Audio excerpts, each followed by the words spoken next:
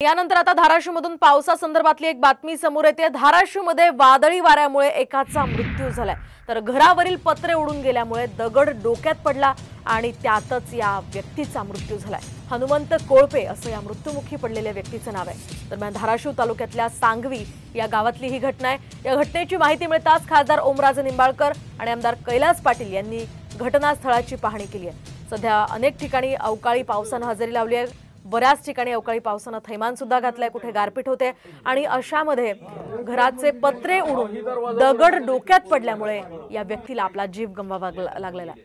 आपण पाहतोय हनुमंत कोळपे असं या व्यक्तीचं नाव आहे। याच पार्श्वभूमीवर धाराशिव तालुक्यातल्या सांगवी गावामध्ये शोककळा पसरली आहे। तर या संदर्भात माहिती मिळताच खासदार ओमराजे निंबाळकर आणि आमदार कैलास पाटील यांनी घटनास्थळाची पाहणी केली आहे आणि कुटुंबियांचं सांत्वन केलं।